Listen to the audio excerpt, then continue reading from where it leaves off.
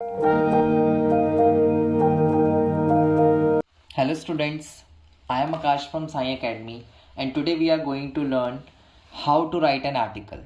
So article भी एक common ही writing section का पार्ट है जो होपफुली हर एक बच्चे के कोर्स में आता है। तो आज हम सीखेंगे कि आर्टिकल लिखते कैसे हैं, कौन कौन से पॉइंट्स हैं जिनको हमें ध्यान में रखना होता है। So we are going to learn an article from basic से सीखेंगे और hopefully at the end of this video you will all learn how to write an article with proper format. Let's start. सबसे पहले किसी भी article को लिखते time हमें कुछ पॉइंट्स का ध्यान रखना होता है। जैसा मैंने लास्ट वीडियो में अपने नोटिस के बारे में बताया था, होपफुली नोटिस आपको अच्छे से क्लियर हो गया होगा। अगर आपको नोटिस राइटिंग देखना है तो लिंक डिस्क्रिप्शन में अवेलेबल है, आप वहाँ से देख सकते हैं। तो अभी हम स्टार्ट करते हैं आर्टिकल। तो किसी भी आर्टिकल को लिखते टाइम हमें जो सबसे पहला पॉइंट दिमाग में सेट रखना है that is title of an article. अब ये टाइटल होता क्या है? टाइटल को कई लोग हेडिंग के नाम से भी जानते हैं। तो टाइटल और हेडिंग है क्या कि जिस टॉपिक पर हमें आर्टिकल लिखना है उसका नेम हो सकता है, वो कोई भी टॉपिक लाइक आपको गिवन हो, से दैट कि एयर पोल्यूशन के रिगार्डिंग या कोई भी अदर थिंग, तो ये हमारा टाइटल बन जाता है। इसके बाद जो हमें मेन चीज़ ध्यान में रखनी होती है दैट इज बाय के अंदर हम राइटर का नेम लिखते हैं। अगर राइटर का नेम गिवन है तो आप वो लिखेंगे, अदरवाइज आप अपना नाम भी यूज़ कर सकते हैं।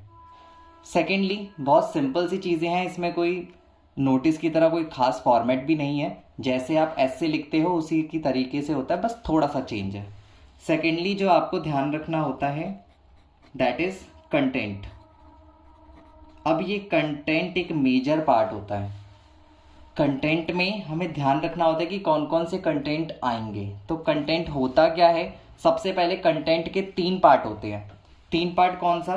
पहला इंट्रोडक्शन। अब इंट्रोडक्शन के अंदर आपको जो भी आपका टॉपिक है उसके बारे में बताना है। Means what is the topic, means जो भी टॉपिक आपको गिवन है उसका क्या बताना है। क्या का मतलब क्या होता है कि आपको जो भी उस टॉपिक के रिगार्डिंग पता है आप उसे मेंशन करोगे। ठीक है, तो फर्स्ट जो कंटेंट का पार्ट होता है that is introduction and the second one is body. ये किसी भी आर्टिकल का मेजर पार्ट होता है। बॉडी में हम क्या लिख सकते हैं? इट मीन्स अगर कोई कॉज एंड इफेक्ट है, से दैट कोई कॉज है या इफेक्ट है,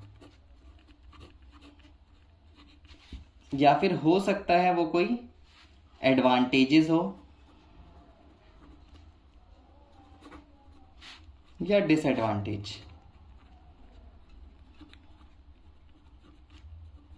जिसे आप मेरिट्स एंड डीमेरिट्स भी कहते हैं। तो याद रखना, किसी भी टॉपिक के अंदर 2 ही चीज़ें हो सकती हैं, या तो उसके रिगार्डिंग कोई कॉज एंड इफेक्ट होगा या फिर एडवांटेजेस एंड डिसएडवांटेजेस। अगर मैं बात करूं एयर पोल्यूशन, तो एयर पोल्यूशन एक ऐसा टॉपिक है जिसके कॉज एंड इफेक्ट होते हैं, उसका कोई एडवांटेज नहीं होता। ठीक है, नोटिस ध्यान रखना इस पॉइंट को, क्या कि एयर पोल्यूशन का कॉज होता है और एक इफेक्ट होता है। ग्लोबल वार्मिंग है तो इसका एक कॉज होता है और एक इफेक्ट होता है, इसके अंदर कोई एडवांटेजेस नहीं होते। एडवांटेजेस किसके रिगार्डिंग होते हैं? से दैट हाँ, क्लीनलीनेस के ऊपर। तो क्लीनलीनेस के कुछ एडवांटेजेस होते हैं, कुछ डिसएडवांटेजेस होते हैं। तो ज़रूरी नहीं है कि दोनों चीज़ कवर हो। क्लीनलीनेस के एडवांटेजेस मेजर होते हैं, ठीक है, और अगर कोई अदर थिंग्स है लाइक कोई भी अदर टॉपिक है तो हो सकता है उसका डिसएडवांटेज हो। तो इस पॉइंट को ध्यान रखना है। तो सेकंड जो कंटेंट का पार्ट होता है that is your body. Third में हम क्या देखते हैं? कॉन्क्लूजन। कॉन्क्लूजन के अंदर ध्यान रखना है, आपको रिमेडीज देनी है। अब रिमेडीज क्या होती हैं? रिमेडीज का मतलब होता है उपाय। उपाय पता है सबको, जिसे आप सजेशन भी कह सकते हो। ठीक है, तो याद रखना आर्टिकल के सिर्फ 3 ही पैरा होते हैं। ऑल्दो आप इनका सब पैरा बना सकते हो, बट मेजर 3 पैरा होते हैं। पहला introduction, second body, and the third one is conclusion. ठीक है, अब ये तो हमारा मेजर पार्ट कवर हो गया। इतना ही होता है आर्टिकल के अंदर, बट इसके अलावा हमें कुछ पॉइंट्स का और ध्यान रखना है। ठीक है, अब वो पॉइंट्स कौन से हैं? ग्रामर, ग्रामर तो मस्ट है। ग्रामर आपकी करेक्ट होनी चाहिए। अगर ग्रामर में कोई भी गलती होती है, ठीक है, तो आपके मार्क्स बहुत ज़्यादा कट सकते हैं। तो ग्रामर का फोकस रखना है। और फिर आपका मेजर जो एक और चीज़ आती है, दैट इज राइटिंग स्टाइल। अब ये राइटिंग स्टाइल क्या होता है? राइटिंग स्टाइल के अंदर मतलब ये नहीं है कि आपकी राइटिंग चेक होगी। ठीक है, राइटिंग स्टाइल का मतलब है कि आप कैसे किसी फैक्ट का यूज़ करते हो अपने टॉपिक के अंदर या फिर आर्टिकल के अंदर, कोई कोट यूज़ करते हो, ठीक है, या फिर कोई डेटा या कोई सर्वे, अदर थिंग्स कुछ भी हो सकती है। कोई भी डेटा या फिर कोई आर्टिकल पहले कभी आया हो, उसका कोई डेटा आपके पास है, आप वो मेंशन कर सकते हो अपने इस आर्टिकल के अंदर।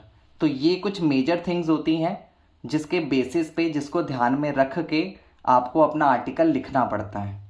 होपफुली यहाँ तक आपको समझ आ गया होगा कौन कौन सी चीज़ें थी। सबसे पहले टाइटल, ठीक है, जिसे हम हेडिंग कहते हैं। जस्ट उसके बिलो क्या होता है? बाय करके राइटर का नेम होता है। ठीक है, देन कंटेंट, कंटेंट के 3 पार्ट होते हैं, introduction, body and conclusion. Introduction में हम अपने टॉपिक के रिगार्डिंग बताते हैं कि what is the our topic. फिर बॉडी के अंदर कॉज एंड इफेक्ट्स होते हैं या फिर एडवांटेजेस एंड डिसएडवांटेज, जिसे आप मेरिट्स एंड डीमेरिट्स भी कह सकते हो। देन उसके बाद कंक्लूजन होता है। कंक्लूजन हमारा रिमेडीज होती है। रिमेडीज का मतलब होता है उपाय, जिसे हम सजेशन और एडवाइस भी कह सकते हैं। देन ग्रामर का हमें ध्यान रखना होता है। हमारी राइटिंग स्टाइल, राइटिंग स्टाइल के अंदर फैक्ट एंड कोट्स या फिर कोई डेटा ले सकते हैं। अब कौन सी चीज़ कहाँ लिखी जाती है, इसके लिए मैं एक एग्जांपल लेके आपको सॉल्व करके दिखाता हूँ कि कैसे होता है। बड़े ध्यान से देखना, मुश्किल से 5 to 10 मिनट्स के अंदर हमारा टॉपिक खत्म हो जाएगा। जैसा हमने अभी फॉर्मेट में देखा, अब हम एक एग्जांपल लेते हैं। एक एग्जांपल के थ्रू मैं सॉल्व करके बताता हूँ कि कैसे क्या क्या लिखा जाता है। देखते हैं क्या है। Right an article in 150 to 200 words on child labour और कर्ज। अब ये चाइल्ड लेबर जो है, ये बहुत ही ज़्यादा यूज़ किया जाता है कि चाइल्ड लेबर के रिगार्डिंग आप आर्टिकल लिखें, या फिर ग्लोबल वार्मिंग के रिगार्डिंग, या क्लीनलीनेस के रिगार्डिंग। तो किसी भी टॉपिक को, जब भी या किसी भी टॉपिक पे आपको आर्टिकल दिया जाता है, तो आपको फॉर्मेट दिमाग में रखना है और उसी अकॉर्डिंग करना है। लिखते हैं, हमारा टॉपिक क्या है? Child labour occurs. लिखते हैं सबसे पहले टॉपिक अपना, चाइल्ड लेबर अकर्स। कर्स का मतलब क्या होता है बच्चों? श्राप। कि चाइल्ड लेबर कैसे श्राप है हमारे लिए। ठीक है, तो सबसे पहले मैंने जैसा बताया था, टॉपिक का नेम, उसके बाद बाय, बाय लाइक मेरा नाम आकाश है तो बाय आकाश प्रसाद, क्योंकि कोई नेम हमें गिवन नहीं है तो मैंने अपना नाम यूज़ कर लिया। ठीक है, लिखते हैं। मैंने बताया था जब भी आप कोई चीज़ लिखेंगे, अगर आप फैक्ट का या फिर कोट्स का यूज़ करते हैं तो अच्छा इंप्रेशन पड़ता है टीचर पे। तो हम स्टार्ट करते हैं कोट के साथ। कोट क्या है मेरा? कोट ये पहनने वाला कोट नहीं है। Children of today are the future of tomorrow.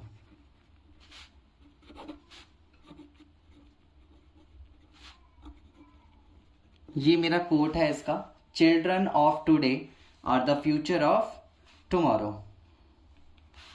ये मैंने कोट से स्टार्टिंग कर दी है। अब मैं लिखता हूं इजीली, क्या? Every child has the right of education. Every child has the right of education and to lead a happy and healthy life. ठीक है, जैसा इंट्रोडक्शन, पहला पैरा किसका होता है? इंट्रोडक्शन का। तो इंट्रोडक्शन की स्टार्ट ही मैंने किससे की? कोट के साथ। क्या? कि children of today are the future of tomorrow. Every child has the right of education and to lead a happy and healthy life. अगर मैं हिंदी में बात करूं कि जो बच्चे हैं, जो आज बच्चे हैं, वही कल का भविष्य होते हैं।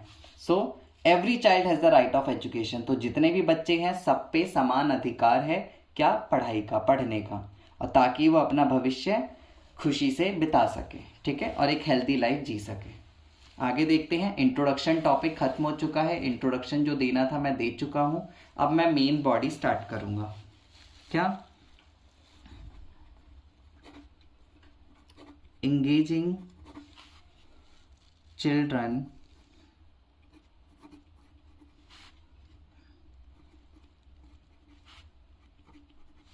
in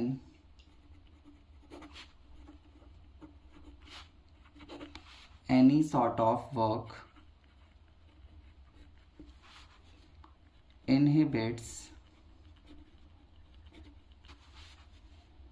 and affects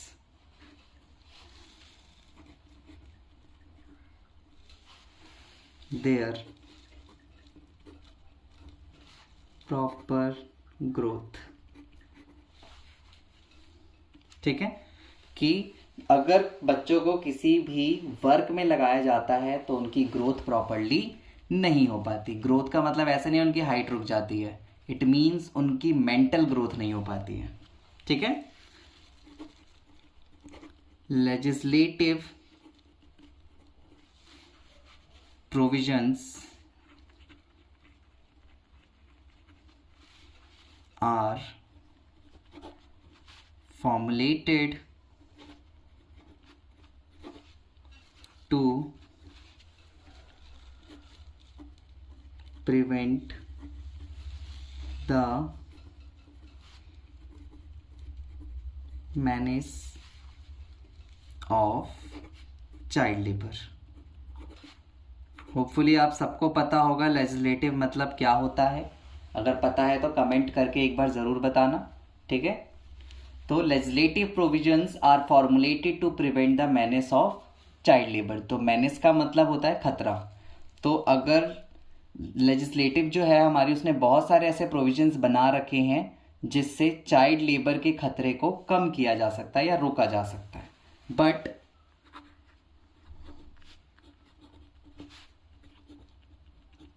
the children from the deprived section। deprived का मतलब क्या होता है? weaker section। जो backward section होते हैं उसके deprived section of the populations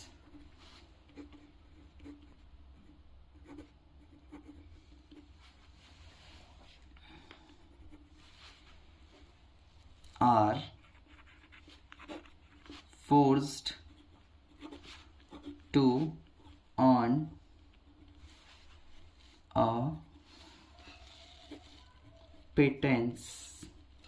कुछ ऐसे वर्ड्स का यूज़ करना पड़ता है। आप सोचोगे कि भैया ऐसे ऐसे वर्ड का यूज़ कर रहे हैं, तो कुछ ऐसे वर्ड्स का यूज़ करना बहुत ज़रूरी है, क्योंकि अदरवाइज लगता है कि बच्चे ने कहीं से रटा हुआ है सिर्फ। ठीक है, कुछ यूनिक वर्ड्स, कुछ न्यू वर्ड्स हमेशा होने चाहिए। जैसे यहाँ पे आप देख सकते हो मैंने डिप्राइव का यूज़ किया। ठीक है, मैंने यहाँ पे क्या नाम है, मैनेज का यूज़ किया। ठीक है, डिप्राइव की जगह मैं चाहता तो वीकर सेक्शन कर सकता था, मैनेज की जगह चाहता तो मैं डेंजर कर सकता था, बट मैंने कुछ यूनिक वर्ड्स लिए हैं, एक्स्ट्रा वर्ड्स लिए हैं, जिससे मेरा इंप्रेशन टीचर पे अच्छा पड़े। इस चीज़ का हमें हमेशा ध्यान रखना है। पिटेंस का मतलब क्या होता है? पिटेंस का मतलब होता है इंडोमेंट। इंडोमेंट का मतलब क्या होता है कि जो वीकर सेक्शन के बच्चे होते हैं वो अक्सर अपनी फैमिली को इंडो करते हैं। इंडो का मतलब क्या है कि उन्हें एक तरीके से हेल्प करते हैं फाइनेंशियली, ठीक है। Are forced to earn a pittance और कंट्रीब्यूट, ठीक है। फैमिली की हेल्प करते हैं फाइनेंशियली टू फैमिली वर्क, और इसके लिए वो क्या करते हैं? सेक्रीफाइस करते हैं। तो sacrificing personal development.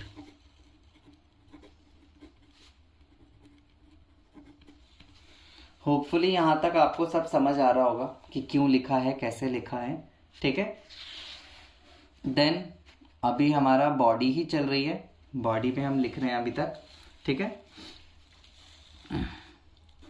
Children started being employed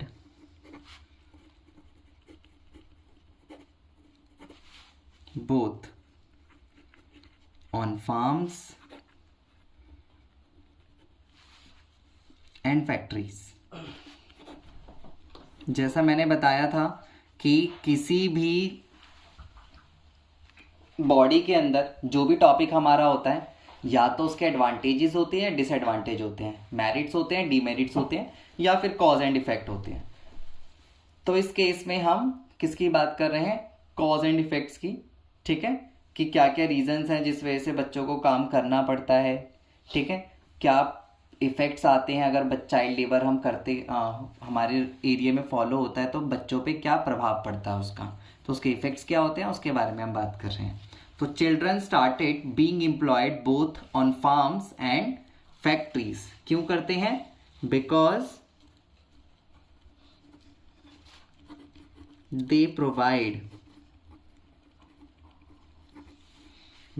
they provide a cheap and uncomplaining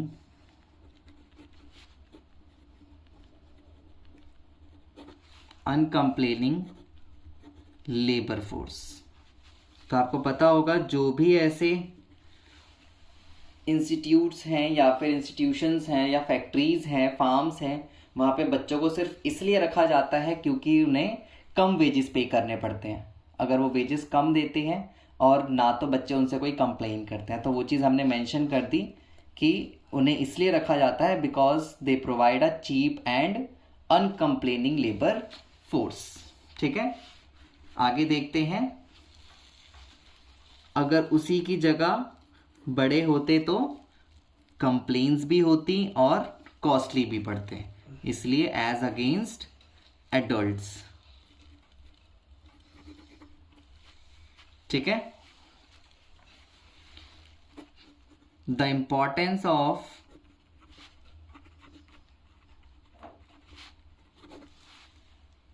education for the child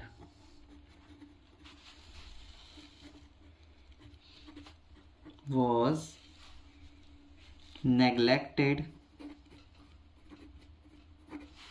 and replaced with necessity of providing for food and shelter। समझ आया इसका मतलब कि बच्चों के लिए जो इम्पोर्टेंस थी एजुकेशन की वो ना के बराबर कर दी गई है, उसे नेग्लेक्ट करके उनकी नेसेसिटी के साथ जोड़ दिया गया है कि उन्हें एजुकेशन नहीं, उन्हें ज़रूरतों पूरी करनी है, ठीक है, वो चाहे फूड की हो या फिर शेल्टर की हो। होपफुली यहाँ तक क्लियर हो गया होगा। आगे देखते हैं। अब हमने यहाँ तक जो भी हमारी प्रॉब्लम्स थी वो हमने लिख दी हैं, जो भी कॉज एंड इफेक्ट्स थे वो हम मेंशन कर चुके हैं। अब जो हम लिख रहे हैं, ठीक है, वो हम कंक्लूजन को मेंशन कर रहे हैं। कंक्लूजन लिख लेते हैं, लास्ट पैरा होता है, ठीक है। देयरफॉर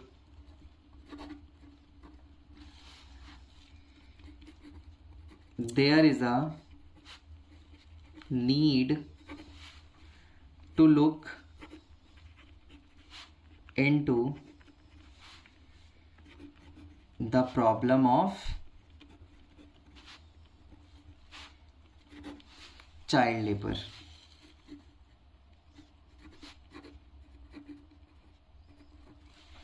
ठीक है, तो इसलिए ज़रूरत है कि हम इस प्रॉब्लम, जो चाइल्ड लेबर की प्रॉब्लम है, हम उसकी तरफ ध्यान देखें, ठीक है। किस तरीके से? From a multi dimensional aspect, multi dimensional aspect,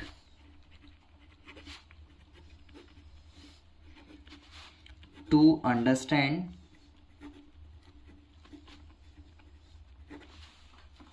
and address the same in a society। तो हमें हर तरीके से चाइल्ड लेबर की प्रॉब्लम्स को देखना चाहिए, ठीक है, ताकि सोसाइटी के अंदर कौन कौन सी प्रॉब्लम्स आ रही हैं और उसको सॉर्ट आउट कैसे किया जा सकता है, उसका सॉल्यूशन हमें मिल सके। वेयर द पेरेंट्स, क्योंकि मेजर चाइल्ड लेबर के पीछे पेरेंट्स का ही हाथ होता है, where the parents are guided to